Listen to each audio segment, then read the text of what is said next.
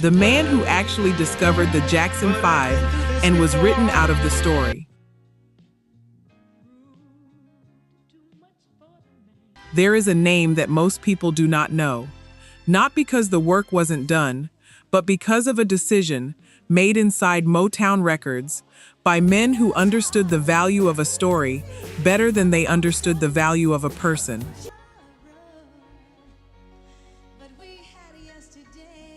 His name was Bobby Taylor, and this list is what was done to him.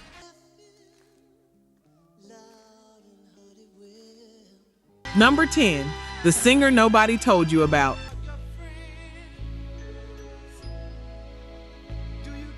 Before I tell you what the industry did to Bobby Taylor, I need to tell you who he was, because that is the part that makes everything else hurt.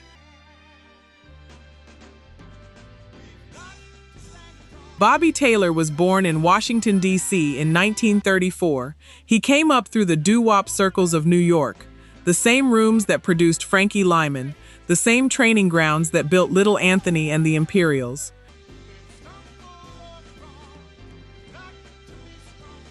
He moved west, he moved north. He eventually landed in Vancouver, British Columbia, where he assembled something the industry at that time was not supposed to allow, an interracial soul group.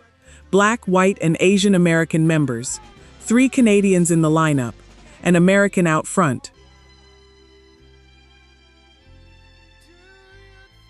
Bobby Taylor and the Vancouvers. One of those Canadians, on guitar, was a young man named Tommy Chong. Before the comedy, before Cheech and Chong, when Chong was still a musician. And by Chong's own account, Bobby Taylor possessed a voice that exceeded even Patti LaBelle's in range. Not comparable to, exceeding.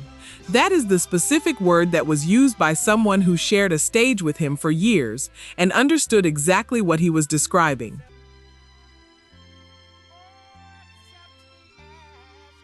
Florence Ballard and Mary Wilson of the Supremes caught the Vancouvers performing in Vancouver and told Berry Gordy about them. Gordy flew in personally.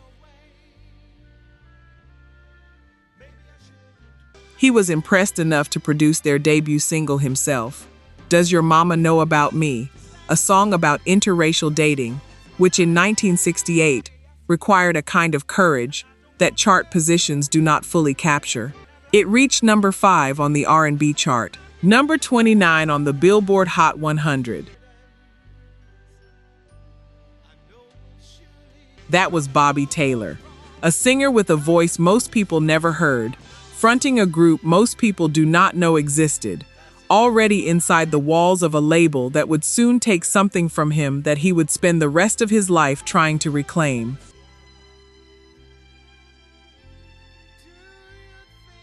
And I want to be precise about this.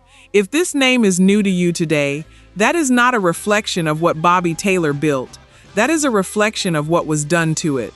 There is a pattern running through this story, one that will become impossible to miss as we move through this list.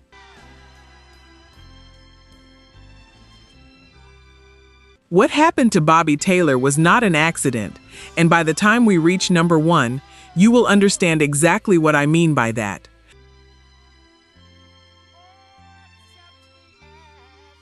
But the moment that would define his legacy and deny him the credit for it did not begin with him. It began a year earlier with another Motown artist and a tape that came back unopened.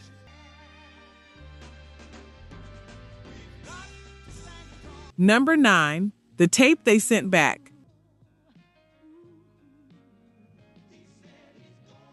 Before Bobby Taylor changed the course of the Jackson 5 story, there was someone else who had already tried. Her name was Gladys Knight. In 1967, Gladys Knight saw the Jackson 5 perform. She was already a recognized name at Motown, a voice the label knew and worked with. And what she saw in those 5 brothers from Gary, Indiana, was enough to move her to act.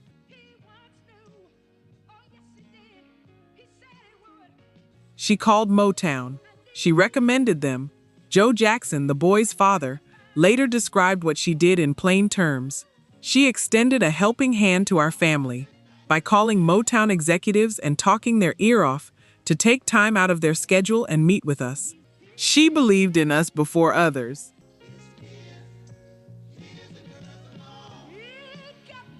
Motown sent the tape back to Gary. Let me be precise about what that means. A recognized artist at the label, one who had already scored top 5 on the R&B chart, used her credibility and her time to vouch for 5 brothers from Indiana.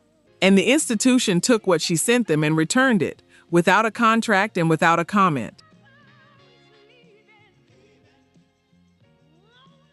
Gladys Knight wrote in her own autobiography that her endorsement was ignored.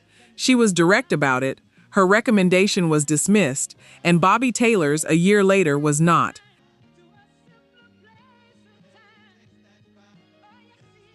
And I need you to hold that comparison inside the story we are building together. Because it tells you something important about the environment Bobby Taylor was walking into when he decided to fight for these brothers. The door was not simply closed, it had already been shut, in the face of someone who had already earned the right to be heard, and then locked. Getting that door open was not going to be a matter of timing or charm. It was going to require something more. Bobby Taylor was about to provide it.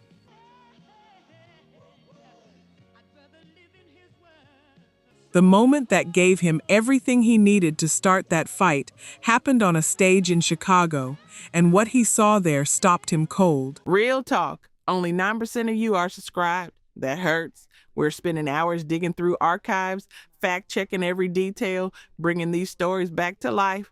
And if you're watching this far, you clearly care. So hit subscribe. It's free and takes 2 seconds. Now, to my subscribers, barely any of you have joined the membership. And honestly, that stings even more. You know the work we put in. You keep coming back. If these videos have ever made you feel something, if this music means something to you, join the membership.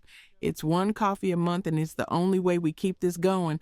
Let's build this together. All right, back to it. Number 8, The Night at the Regal Theater. July 1968, Chicago, the Regal Theater on the South Side. Bobby Taylor and the Vancouvers are on the road. Their opening act on this run is a family group from Gary, Indiana. 5 brothers. The oldest is 17. The youngest is 9 years old. His name is Michael Jackson, and when that 9-year-old steps to the front of the stage, Bobby Taylor stops.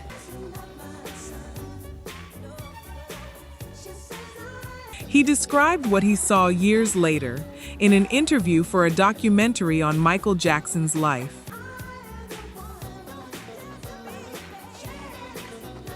And the words he used are worth saying precisely. He was not saying the boy reminded him of greatness. He was not describing someone who showed potential.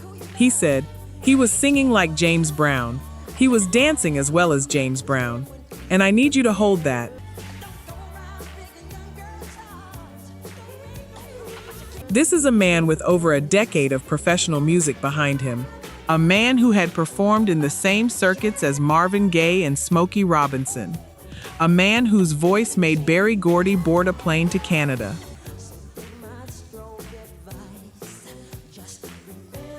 When a man like that watches a 9-year-old and uses the word like, not similar to, not in the spirit of, he is not being sentimental.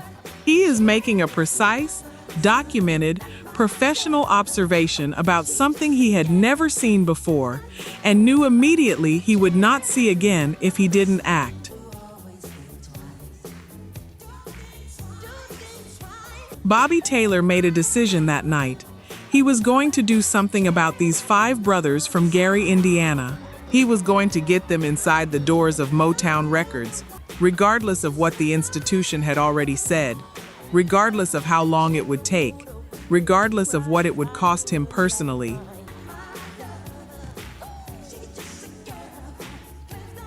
And if you grew up in a home where I Want You Back played, which most of us did, I need you to stay inside this moment.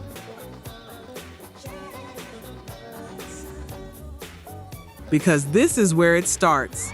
Not with a superstar, not with a press release, with one man, on one stage, in July of 1968, deciding that the world was not going to miss what he had just witnessed.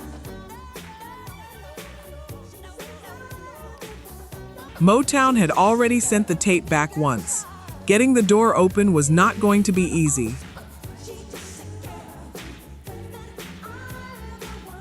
Number 7. The fight to open the door.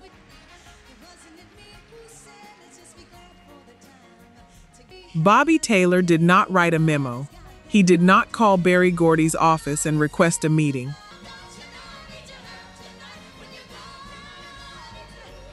He brought the Jackson family, 5 brothers and their father, to his apartment in Detroit. He let them stay there. He fed them.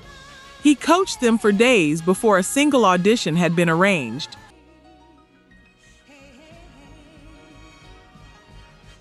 Then he called Suzanne DePass. She was a new hire at Motown, working as a creative assistant, without much established power at the label, without a long track record inside Hitsville.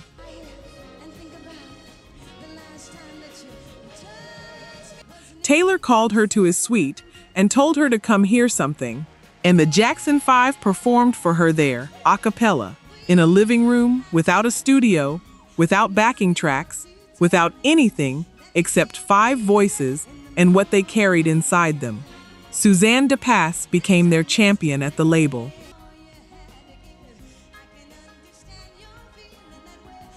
But even that was not enough to open the door right away. Motown had acts. Motown had schedules. Weldon McDougall, a Motown promotions man, described Taylor's campaign years later in direct terms. Bobby went all out for these boys. He broke rules. He broke regulations. He pushed and pushed until the studio doors finally opened. The formal audition took place on July 23, 1968, at Motown's offices on Woodward Avenue in Detroit. Berry Gordy was not in the room. He saw the audition on videotape afterward, and when he watched what these 5 brothers did on that tape, he signed them.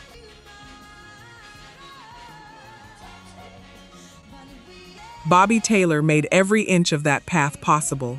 From the Regal Theater stage to a Detroit living room, to an audition tape that changed the trajectory of American popular music.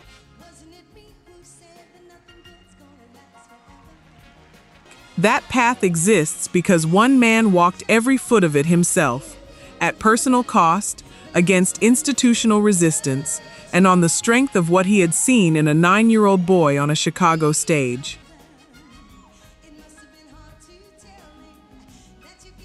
And now Motown had the Jackson 5.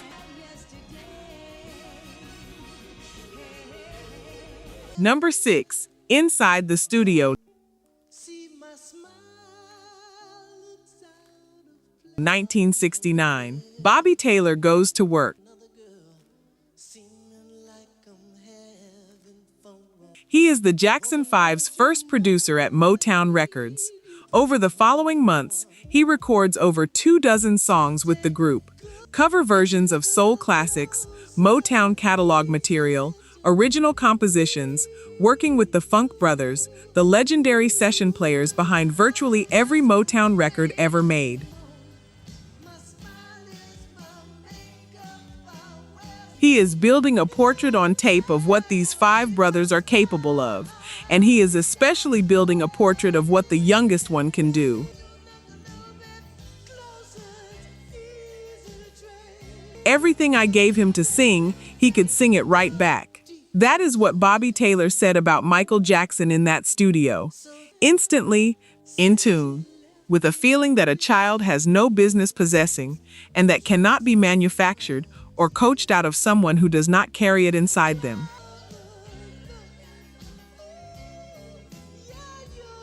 Either you have it or you do not. Michael Jackson had it, and Bobby Taylor was the first person to put it on a Motown recording.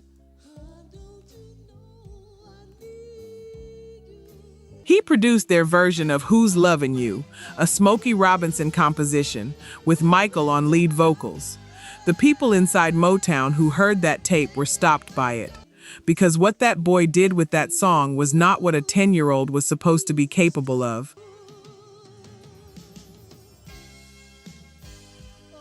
And Bobby Taylor had known it since the Regal Theater. He had known it for over a year, and now it was documented, on tape, inside the building. He reportedly had to pull a gun on Joe Jackson, the father, to keep him from interfering with the sessions. I include that, not for the shock of it, but because of what it tells you about how seriously Bobby Taylor was protecting the work. He was not managing a side project. He was guarding something irreplaceable. And I know what you are carrying right now, because I felt it exactly the same way when I found all of this.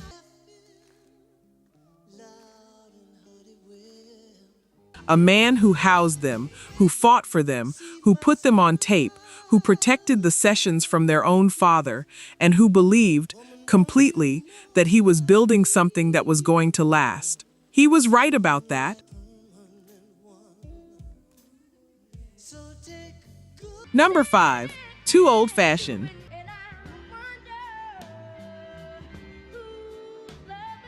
Berry Gordy listened to what Bobby Taylor had recorded with the Jackson 5, and he made a decision.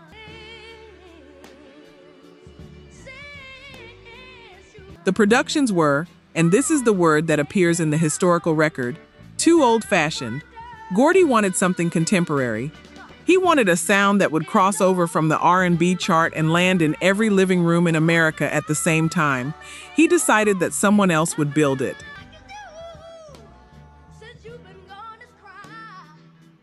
He assembled a production team and gave it a name, The Corporation, Deke Richards, Freddie Perrin, Phonce Mizell, and Berry Gordy himself.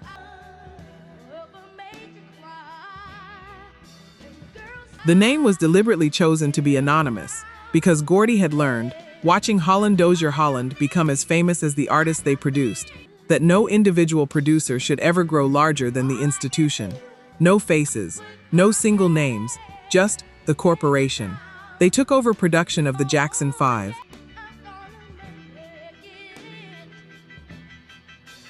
And what I need you to understand, I want to be precise about this, is that Bobby Taylor did not disappear from the building overnight. He was not fired. He was not confronted. He was quietly moved aside. His recordings were not thrown away entirely. 10 of the tracks he produced would eventually appear on the debut album.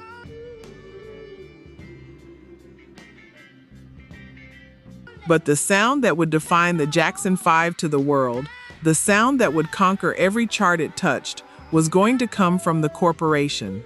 From men Berry Gordy chose to replace the man who had done everything necessary to get these 5 brothers into the building in the first place. This is how the machine operates. Not through confrontation, through reassignment, through the quiet absorption of one man's effort into an institution's legacy.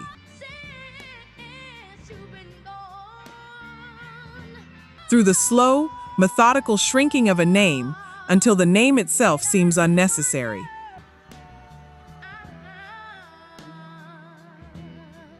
Number 4, 4 number ones, 0 credit.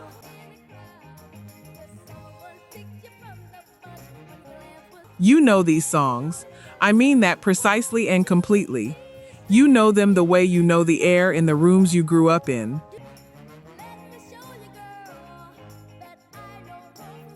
The bass line on the first one, the hand clap pattern on the second, the piano that opens the third, and the fourth, one of the most heard ballads in the history of American popular music. These recordings are not songs you chose to learn. They found you. They were already playing in whatever spaces shaped you before you had the language to name what you were hearing.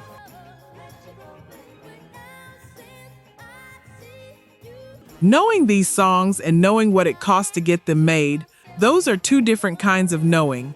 Let me give you the second one. I Want You Back. Number 1 on the Billboard Hot 100. Number 1 on the R&B chart. ABC. Number 1. Number 1. The Love You Save. Number 1. Number 1. I'll Be There. Number 1. Number 1.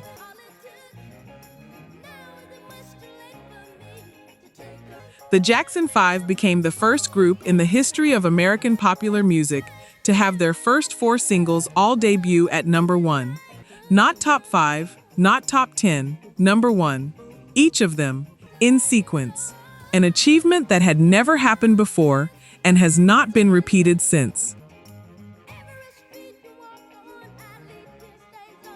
And Bobby Taylor's name appeared on none of it. He had contributed to the early sessions. He had been inside the process that produced the debut. He was in the building.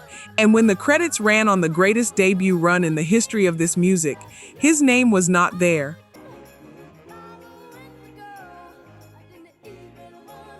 This is the pattern I told you about at the beginning of this list. This is exactly what it looks like. A man's work is absorbed. His contribution becomes the institution's contribution. His name becomes a detail the institution no longer needs, and the machine moves forward without him.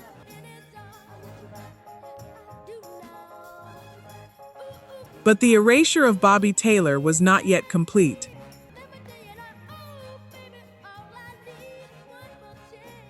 Number 3, Diana Ross presents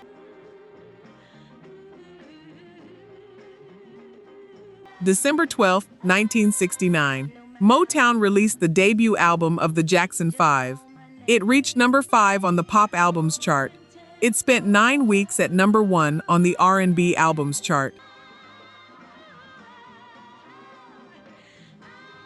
The album was titled Diana Ross Presents the Jackson 5. The liner notes were written by Diana Ross. The promotional language from Motown said she had discovered them.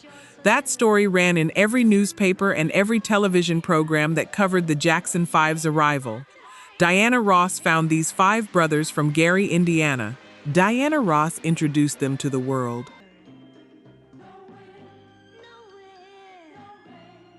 Berry Gordy needed 2 things at the same time. He needed the Jackson 5 to enter the world with the weight of a proven name behind them. A superstar's name, one that commanded attention before the group had had the chance to earn it on their own. And he needed his biggest star, Diana Ross, who was launching her solo career, to have a high-profile platform.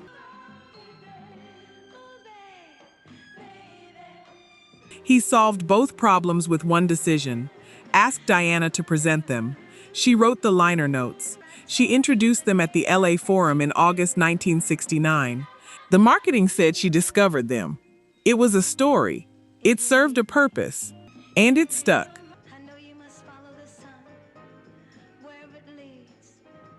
Gladys Knight had called Motown the year before, talked about these brothers until the label sent her recommendation back unanswered.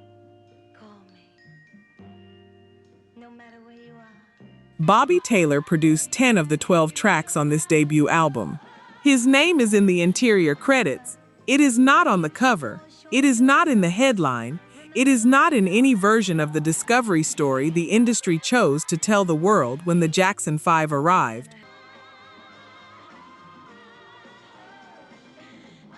And I will say clearly what most people will not say plainly. This was not a clerical oversight. This was not an accident of marketing.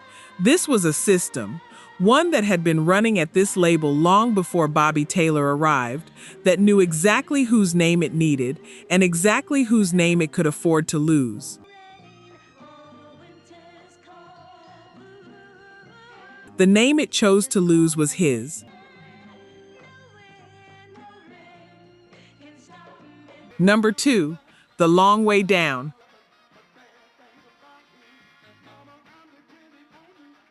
Bobby Taylor sued Motown Records for unpaid royalties. He reportedly won the lawsuit. He supposedly never collected a dollar.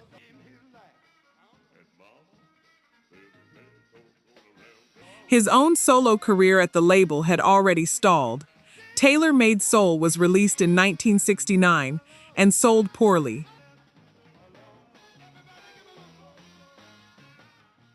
A follow-up album was recorded. Motown never released it.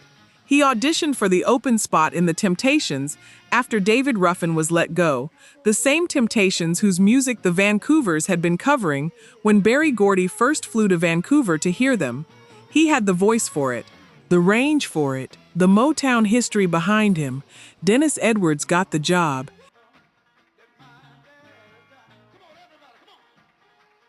He kept going.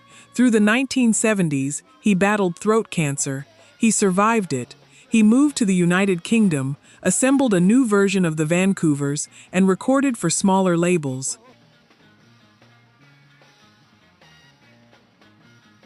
He sang wherever there was a room and an audience willing to hear him, because singing was what he was, and he was not going to stop being it, regardless of what the institution had decided to do with his name.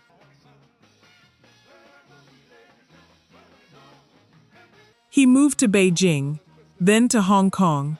He was living there in 2009 when Michael Jackson died.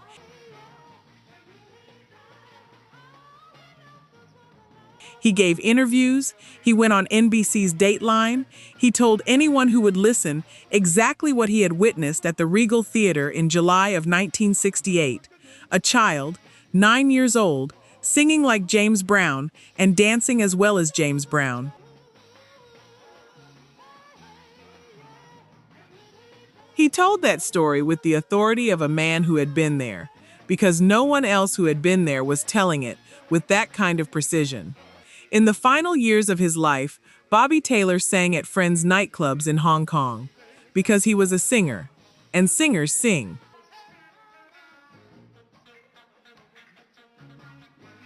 The music he helped bring into the world played in arenas and stadiums and living rooms everywhere. His name was not attached to any of it in any way the people listening would have recognized.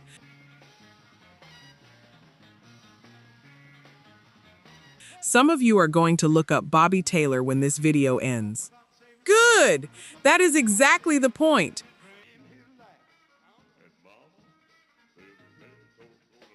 Number 1. What Jermaine said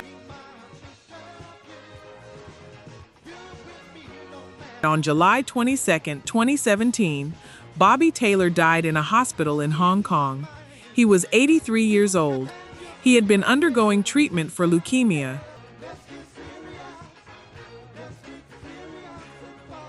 The man who had found the Jackson 5 on a Chicago stage nearly 50 years earlier spent his final years singing at friends' nightclubs in a city on the other side of the world. From the music industry that had used him, he was not invited to a tribute concert. He was not inducted into any Hall of Fame. He was not called. When the news of his death reached the world, Jermaine Jackson wrote a tribute. These are the exact words Jermaine used. I want you to receive them fully.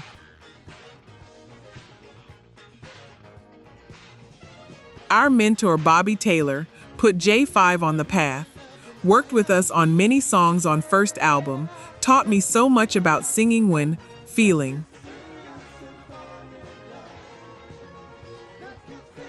Some of you just went quiet. That is the right response. Take a second with that sentence.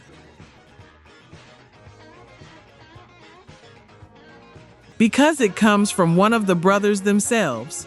50 years after the Regal Theater, 50 years after the living room in Detroit, 50 years after the sessions that Motown absorbed and the credits it erased, and it says, plainly and without ambiguity, this man put us on the path.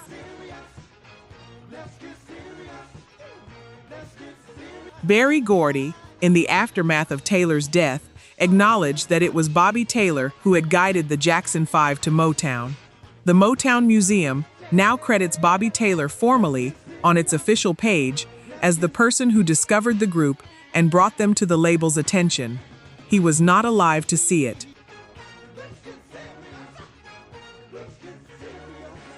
That is the #1 entry on this list. Not because of how famous Bobby Taylor became, because of the distance between what he was and what he received. Between the work he did and where he spent his final years, between the words, "put J5 on the path," and dying in a Hong Kong hospital, while the music he helped create played in every corner of the world. This name deserves to be in your memory after today. Bobby Taylor. Say it slowly. Say it again. Bobby Taylor. Say it the way you say the names of the people who built something that lasted, because that is precisely what he was.